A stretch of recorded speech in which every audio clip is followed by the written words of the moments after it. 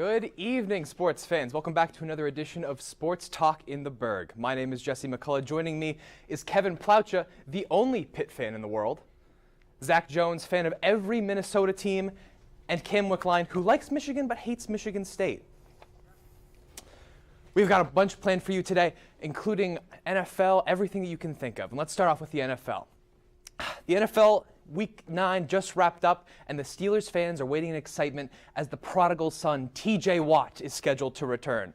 Since his injury, the Steelers have struggled to remain competitive, securing only one win. Are you expecting Pittsburgh to be a force to be reckoned with now that Watt has returned, or will it be more of the same? Kevin, what are your expectations? Yeah, so I think TJ Watt coming back, he'll bring a lot of intensity and a lot of passion because this defense has definitely needed him in a lot of situations. Obviously, they gave up just about 30 points to when they faced off against Cleveland, and they gave up 35 plus to both Philly and Buffalo. I think ever since that Bengals game, they have sorely missed him, and when they come back, I think he'll actually be the catalyst to lead the team to a couple wins. I know the offense hasn't exactly played great, but if you get better defense, the offense doesn't need to play perfect in order for you to win football games. Yeah, and this team just got done with its hardest part of the schedule, playing the Bills, Eagles, Bucks. That's a tough part of the schedule. And coming out of the bye, getting TJ Watt back, that's huge. They're going to get so much more pressure on the QB. Right. And this Saints O-line isn't what it used to be. They got rid of Terran Armstead in the offseason. And a couple of years ago, it was looked at as a top unit, but now it's just not. So TJ Watt can open up holes for other guys on the defensive line as well. I think TJ Watt is going to be bigger than anyone can really think. The Steelers, for a long time, got the name Blitzburgh. They were a huge pass rush team. Ever since TJ's been out, they've been dead last in the NFL in pass rush. Yeah, dead last. Wow. So it's taken them from literally hero to zero. Like they need him back. I think it's going to be a huge difference because the second you get a pass rush back, then your secondary there's not as much stress on your secondary. It's going to make the whole defense better. Yeah. And Alex Highsmith has looked all right in his absence. Right. But once he gets back and Alex Highsmith continues this production, it's going to be lights out for the opponent's I think Alex Highsmith is Bud Dupree. He's a very good pass rusher, but he can't be the pass rusher. He's very good, but he can't be the guy. Now, the whole defense hasn't exactly played terrible. I mean, besides those 30-point games that I mentioned, the defense hasn't been terrible. They only gave up 20 to Tampa Bay and things like that. But there will be a huge boost in this defense with the addition of TJ Watt returning. I agree. College basketball has officially kicked off countrywide, with many fan-favorite teams ready to make a splash, and all eyes point towards March. However, with so many teams vying for the title, who do you think will make it through the madness? Zach, this one should be a layup for you. Good toss. Yeah, for me, I've got to go with the Houston Cougars. They've been one of the most consistent teams in college basketball these last few years. They just made the Elite Eight last year. They made the Final Four 2-3 years ago, within the last 3 years. And yeah, they got Marcus Sasser, who is the AAC preseason player of the year. And they have highly touted prospect Jarace Walker coming in. And they still have veterans like Jamal Shedd and Tremont Mark. They've got a tough team, and I don't see many teams beating them. Yeah, I mean, unfortunately for me, I was someone who wasn't ever very high on Houston, at least for the last couple of years. And both those times, they proved me wrong, advancing, like you said, the Elite Eight and the Final Four. My choice for the team to win it all is the Kentucky Wildcats. Obviously, they've only been one game so far, but this was a team that was destined to make a really deep run. They had a pretty easy part of the bracket, except the St. Peter's Peacocks kind of propelled their Cinderella run, becoming the first 15 seed to make it to the Elite Eight. Started with Kentucky. They bring back Oscar Tshiebwe. He's going through he had a minor knee procedure in mid-October, but he should be back early next week. They bring in the number 5 freshman, Kesson Wallace, the number 12 freshman, Chris Livingston, and they got a couple nice transfers in Illinois State transfer Antonio Reeves. He had 22 points in their first game against Howard, and C.J. Frederick, a guard from Iowa, he scored 20 points in that win over Howard. So, I mean, overall, just another nice recruiting class from John Calipari. They brought in some nice transfers, and that return of Oscar Tshiebwe is going to be huge for them moving forward, despite him having that minor knee procedure. All right, see, both of you guys definitely had good picks. I'm not going to debate that, but they were a little boring. They were both very highly ranked teams. Boring picks get it done. And boring doesn't make good TV. I'm going to go for a team that was lower ranked coming into the year, but might be not. It's a less boring pick, but I genuinely do think Michigan has a real shot at winning the title. And hold on, before you guys claim me a homer, let me explain it a little bit. I already did. Too late. Hunter Dickinson is a stud. I think he's got a real shot of winning the Big Ten Player John of the Year. Hughley will lock him down. But hold on, last year the team couldn't shoot from 3. They shot 34% from 3. This year they got 2 new guys in Jet Howard and Kobe Buffkin. Jet Howard's a high 4-star. It's going to be a big difference. They're going to space him out. According to Jesse, I'm the only Pitt fan ever, but I mean, Pitt's going to dethrone Michigan early next week, and you're going to see why that pick was not a very good one. I mean, hey, it's March Madness. Anything can happen. But, Exactly. I don't As see I'll that explain happening. later. Exactly. Apparently, delusion is what makes good TV, but that's just my opinion. As the college football landscape hones in towards championship pushes, Alabama has once again fallen under scrutiny, with head coach Nick Saban catching flack this week. Paul Feinbaum from the SEC Network said, quote, "I think this is the worst coaching job Nick Saban has done at Alabama in 15 years. Now, when you compare that with 6 titles, that might not be saying much. But 4 times this year, he has been outcoached by the other team." As an Alabama advocate, do you agree, Cam? Okay, so the big thing that I'm going to go with is that, yes, I do agree with the quote. This is Really? the worst coaching job from Nick Saban.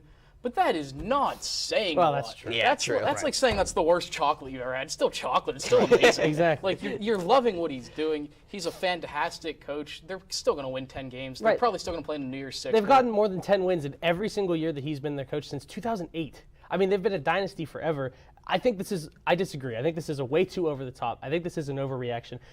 If they're referring to the games that were close, I mean, I guess you could say he got outcoached by Texas, but they won. Got outcoached by Jimbo Fisher in Texas A&M, but they won. And I mean, I guess they got outcoached by Brian Kelly, but still, that's this one time. And many other coaches in the college football landscape are getting outcoached weekly. Yeah, look, I've also got to disagree because Alabama, like, he's literally suffering from his own success. Yeah, exactly. Like, people wouldn't have these expectations for Alabama if they weren't so great. And this is still a great team.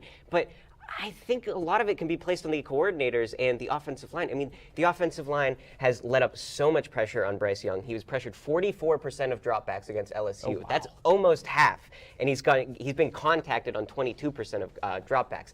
And their receiving game, they used to be looked at receiving factory, but ever since Jamison Williams got injured and left, they haven't been able to do anything on the receiving end. And it's just my 2 cents. Yeah, so, I mean, I think you guys are wrong. I think you have to agree with his quote. You said suffering from his own success, but that's what happens when you've been as good as he has been. Back in Pittsburgh, the Penguins are struggling in the Metropolitan Division with a 4-6 record, including 2 losses where they led by 3 goals. What change for the Pens do you think can turn around their season? Kevin, how do you make these Penguins fly toward the playoff? I don't know if Cam's going to like my answer because it probably creates boring TV, but I think they just need to win. They need to beat the Washington Capitals tonight on primetime. I mean, as Jesse mentioned, they've blown multiple 2-score leads or even a 3-score lead to Boston and Buffalo. It's just so deflating as a player on the team or as coach.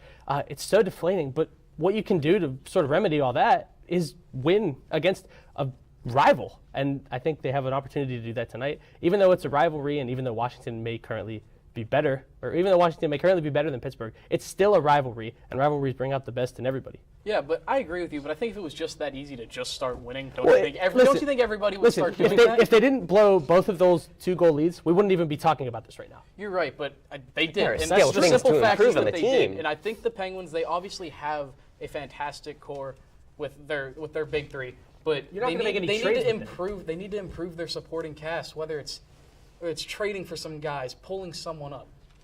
Well, Yeah, besides trading those 3 guys that you mentioned, Crosby, Malkin, and Letang, who are you're just going to do like low-level They need to trades, replace Dumoulin. prospects for prospects. Or They need to something. replace Dumoulin. He's been maybe off it Jeff on the Carter for defense. but no, you're not going to get much for whoever you want to put on the market. Maybe you go for a 2-for-1 or something. You need Maybe. something to improve the cast around them. Yeah, this team needs a shot in the arm, and they've been better than thought in the power play. And going into the season, they thought they were going to be awful. They've been middle of the league, but they've been horrible in the penalty kill. They've been like 27th in the league in the worst penalty kill percentage.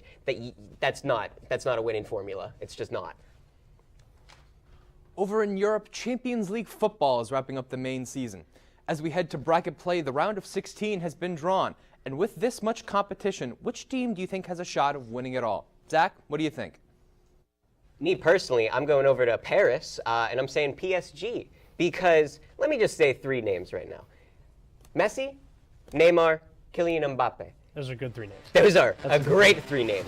Who is going to stop that? Those 3 attackers are some of the best attackers in the world, and they're all concentrated on one team. That is too much to ask for any team to cancel that. mean, And listen- they've got one of the best goalkeepers in Donnarumma. Listen, Bayern Munich is a very high-powered offensive team. They have 2 players in the top 5 in goals scored this season in the Bundesliga, and they haven't lost a match since September 17th. Obviously, all the Messi and Neymar hype around is going to get a lot of excitement, but As it should. They're the runner-up. They're the runners-up Bayern Munich in the betting right now to win the whole thing. And like I said, that offensive firepower, I think they really have a chance to take down whoever comes at them. Yeah, I'm doesn't going really to have to go with Real Madrid. Their attackers have been very good this year with Karim Benzema and Vinicius Jr. They've both been very good on their team. I think, like you said, PSG has too much to compete with. I think those two might have a shot at matching up with each other. It's going to be a shootout. Going back to American football, the Indianapolis Colts have named their interim coach, Jeff Saturday. Though he has previous football experience, his coaching experience, both at a college and NFL level, is severely lacking, as in he doesn't have any. Kim, what do you think of this move? You know, I think this move is getting overhated on way too Really? much. Really? Yes. Really? I don't hate the move at all. Jeff Saturday, okay, people don't realize that Jeff Saturday wasn't a wide receiver. Jeff Saturday wasn't a running back. He was a center. He was the center of an offense. He's going to be an offensive-minded head coach, which isn't a bad thing. He knows what's going on, and he was a part of a very, very good Colts team for a while in a very well-run organization. He snapped the ball and then has pushed him off. He We didn't all have three of us player. know He that the wasn't a center coach. does He so didn't much have to more. learn every Jesse single mentioned play, it. though. Jesse Every one mentioned of it us know best. there's His so previous much head coaching more than that. experience is nothing. He had a 4-year stint with a high school team that went 3-7 in 2020. I mean, he has no experience. I don't think it has They're just tanking. He tried to call plays on the Colts O-line, and Peyton Manning cussed him out. He's Right. not going to do well in the Colts offense. And there are so many other assistants that deserve it over him, and it's just, He's not- I he don't want to wasn't say even an disgusting, assistant. but yeah, He was exactly. the consultant for the team. Yeah, he should not have been picked over so many people that are more worthy of the position. And those people need those opportunities. I'm not going to disagree with you. There were people that were more worth of it, that were more worth the position, but you can't say that he isn't deserving of it. He was a borderline Hall of record. Fame. He had a losing record whenever he coached It's high school football. Dude, it is high school. You Oh, cannot control the it's the talent you have. NFL. You cannot control the talent you have. He's He on has the NFL, talent. and he's also not going to have roster control. They was stated that already. He was shocked when he heard that he was getting the position. That's all you need to know about this hire. He had no clue this was coming. This team's clearly tanking. I mean, they're 3-5-1. I know that Matt Ryan suffered an injury, but they were going to bench him anyway for Sam Ellinger. I mean, this team has absolutely no direction. And then you put in a head coach that has basically no experience at the head coaching position, whether or not he was a player. I don't think that's going to mean anything. Exactly. I think this is a guy that you can see becoming a coach, and what better time than right now in a lost season to introduce him and teach him the ropes. Let him learn what he's doing. Heading back to the other football, another controversy has cropped up surrounding the World Cup, namely its setting. Former FIFA president Sepp Blatter said, quote, "Qatar is a mistake. The choice was bad. It is too small of a country. Football and the World Cup are too big for it." With the World Cup only 2 months away, do you think Blatter has a point, Zach? I actually do agree with Blatter here. Qatar is one of the it is the smallest country ever to host the World Cup, and the total attendance for the World Cup is going to be larger than their population. That's crazy. Yeah, it's ridiculous, and they've been building infrastructure to help with the event. They've been building apartments. They've been building a metro system. The apartments are still under construction. I actually wanted to get into that. First of all, I agree with Blatter because, first of all, I think it's too hot, and they might even potentially try and move it to the winter, but that will take a huge chunk out of the European League season. But to your point, Zach, people have been actively dying as a part of this construction. Yeah. More than 400 migrants have died while trying to construct all of this infrastructure for this event. So, I mean, based on that alone, this is a terrible choice. It's an event that's way too big for the place that it's being hosted. All right, I'm not going to disagree that this is something that people should be dying over. That's obviously a horrible thing. But to say it was a horrible choice, I feel like that's just not true. This is going to bring money into a smaller country. You guys are disagreeing that they shouldn't be having it. I'm saying that why not let them have it? This is going to be huge for Why not let them economy. have it? They had a test run in September, and they didn't have enough water for people It's outside so much or money to inside create the all of stadium. Which is why they've made changes. You save and I the think money. It's going to be better. There's so much enough money going changes. into the event itself that I'm not sure if the money they're getting out of it is going to be worth it. When we get back, we'll discuss our NCAA Athletes of the Week and all things basketball. We'll be right back here at Sports Talk in the Burgh.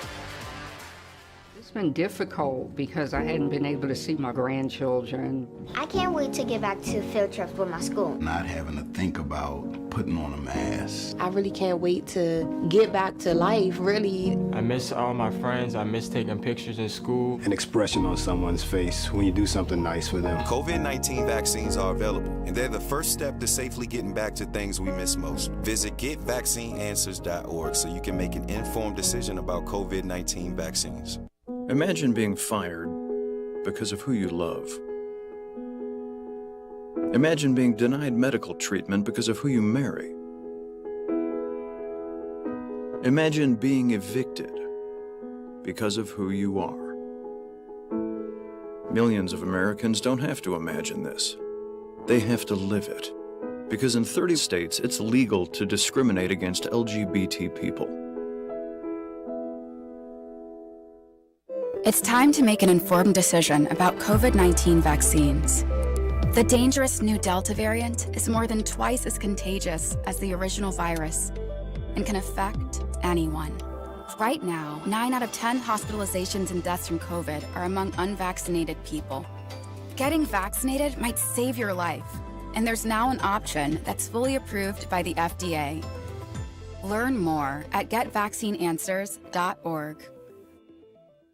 Honorary Forest Ranger Betty White here, lending a hand to my dear friend Smokey Bear. Because for years, he's only said, only you can prevent wildfires. But there's a lot more to say. Like, if you park your car on tall, dry grass, the hot exhaust pipe can start a wildfire. So keep the animals safe, especially the cute shirtless one. Go to SmokeyBear.com to learn more about wildfire. Welcome back to Sports Talk in the Burgh, folks. Let's get right into it. Another week of collegiate competition has wrapped up, and it's customary around here to promote the best athlete we saw that stood head and shoulders above the rest. Kevin, who was your athlete of the week? Yeah, so with the return of college basketball, I kind of found it appropriate to find my college athlete of the week from the basketball world. Mine is Drew Pember, a 6'10 senior forward for UNC Asheville. They took down UCF 98-95 in double OT. It was pretty much an upset, a mid-major team beating a team like UCF. But Drew Pember put up 40 points and 9 rebounds. He originally committed to Tennessee, spent 2 seasons there, didn't get much playing time, went to UNC Asheville, averaged 15 points last season, and he's opening up his season with a bang, 40-9 in the win over UCF. Wow, that's a good pick, and I'm not going to lie, we've been doing this segment for so long with just football, I didn't even think to look into NCAA basketball. I don't think it would have affected my pick anyway, though, because Tanner Mordecai put up a video game-style game. He went 28 for 37, completed 75% of his passes. He had 379 yards, 9 touchdowns, and it's not like he was just stat padding. It was a 77-63 win over Houston, and Houston has been keeping games close all throughout this season. Houston isn't a bad team, and yeah, it wasn't just stat padding. He needed to throw those touchdowns. There's 9 touchdowns, and he did so. Obviously, those guys had fantastic stat lines, but honestly, I think Jaden Daniels, LSU's quarterback, who I went with for my pick, I think he won it on one play. Overtime, read option, keeps it, takes it the distance. They end up getting the 2-point version and taking down Alabama. I mean, it was a fantastic play. He ended up going for a little under 200 yards, 2 passing touchdowns, and a little under 100 yards rushing, so a little under 300 yards total. But I think he won my athlete of the week just on that one play. And now we head into our other favorite weekly segment, Buy or Sell. This week, we're starting out with a little bit of controversy, as NBA star Kyrie Irving has been suspended from the Brooklyn Nets following his support of a toxic anti-Semitic conspiracy theory. In order for him to return, he must complete a list of requirements, including sensitivity training, a public apology, and meeting with Brooklyn's Jewish leaders. Some have gone as far as to say that Irving may never play in the NBA again. Zach, are you buying or selling that take? I'm going to sell. Yeah, what he said and did was awful. I'm not going to lie. I'm not going to sugarcoat it. But he's still one of the most talented point guards in the league. They just don't let talent walk like that. And he might never play for Brooklyn ever again. I think that's very likely, especially with how they just have not lived up to expectations any of the years that KD and Kyrie, and I forgot Harden was even on that team almost. And they just have looked horrible. I bet they'd be looking to deal Kyrie, but I don't know who would want him, but I think he plays again. I mean, I'm also going to sell this. I definitely think he's going to be off of Brooklyn.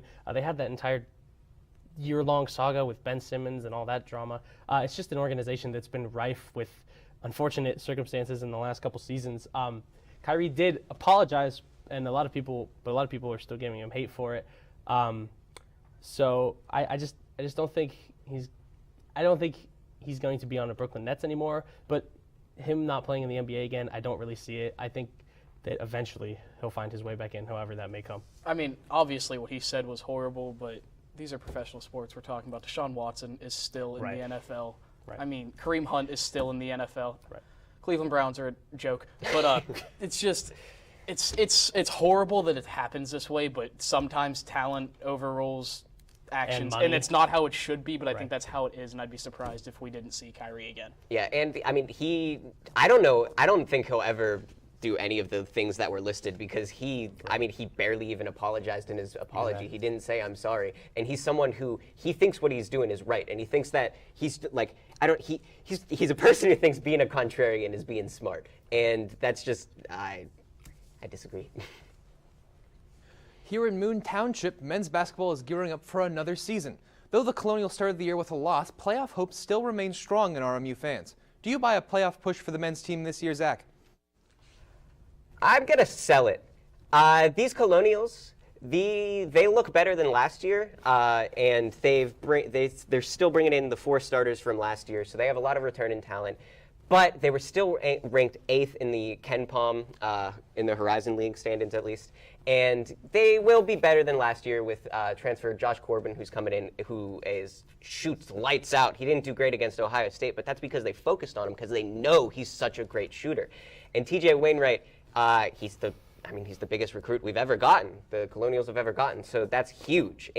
But I don't think this team is able to rebound well enough to keep up with. I mean, rebounding is the most important statistic in college basketball. I'm actually going to buy that they're going to finish top 5 in the Horizon League.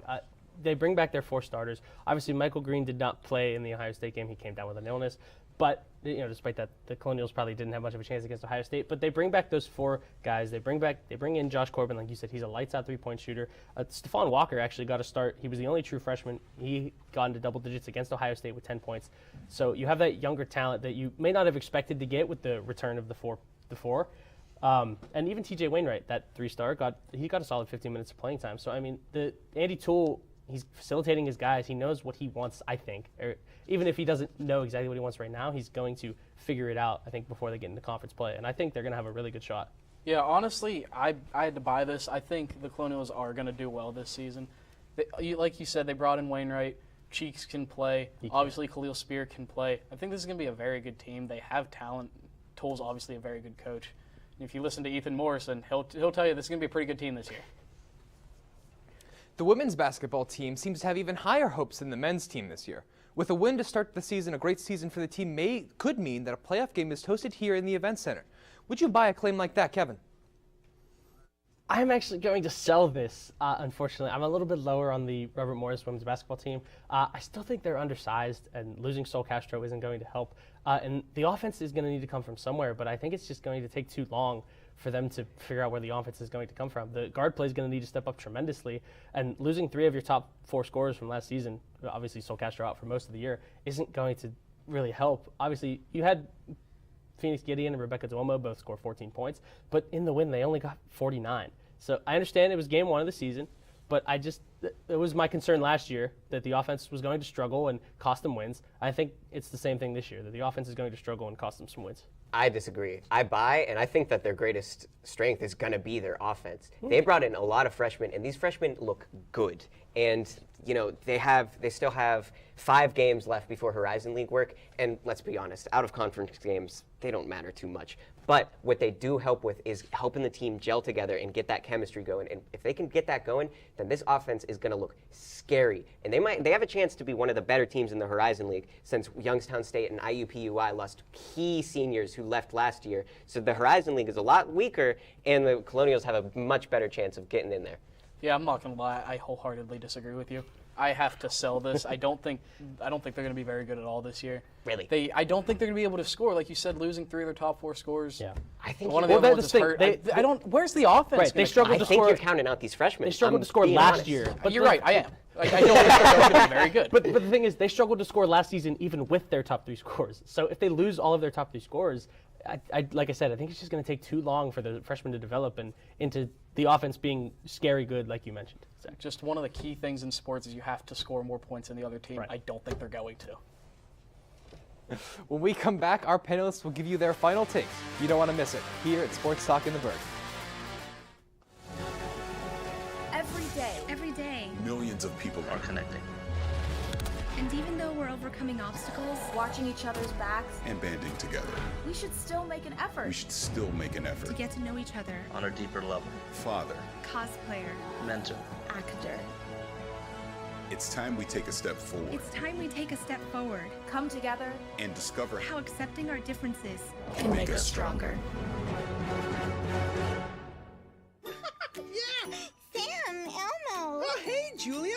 You ready to play band with us? I'm gonna play my clarinet. And Elmo's gonna play his drum. Drum loud. Oh, well, you know what to do, Julia. Julia knows. With Julia's autism, loud sounds can be too much. But she still loves to make music. Play band. Early screening for autism can make a lifetime of difference. Find out more at screenforautism.org.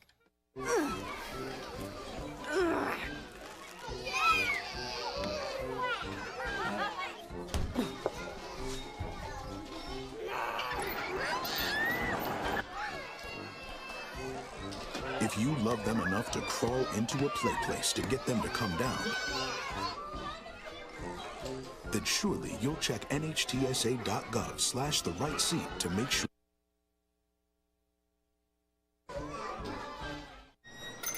Can I get the now bar, please? $1. Have a good one. Got it. Hey, what's going on? Hey. Let me get a now bar. Sure. $1. Appreciate you. Got it.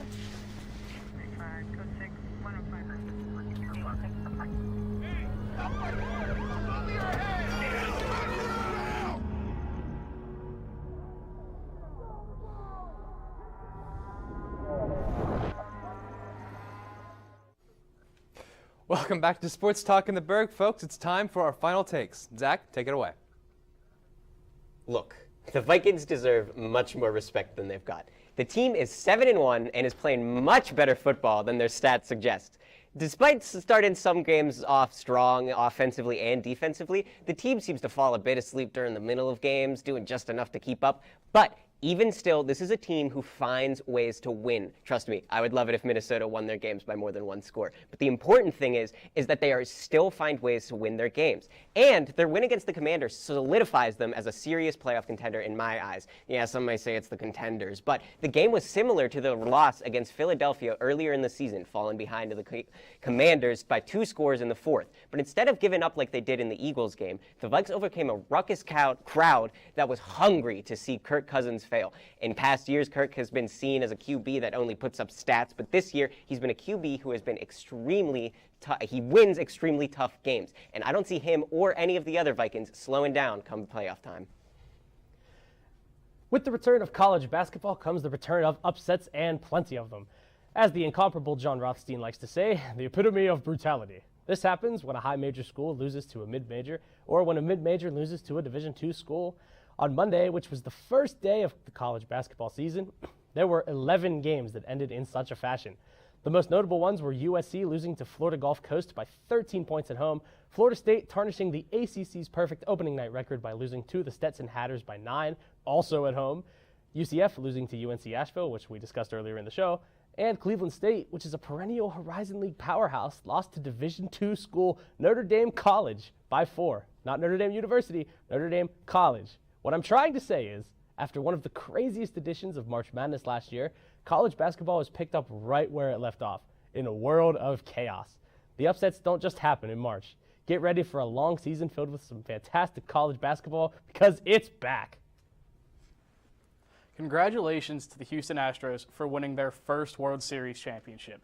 Now you may be saying, Cam, they won the World Series in 2018. Unless you've been living under a rock, you're aware of the Astros cheating scandal, which involves sign stealing.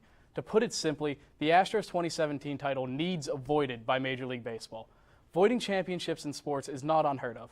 Louisville basketball had their 2013 championship voided due to a recruiting scandal. Russian athletes have had their gold medals revoked for doping scandals.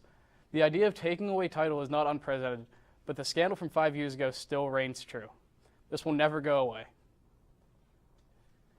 Thanks for watching, and we'll see you guys later.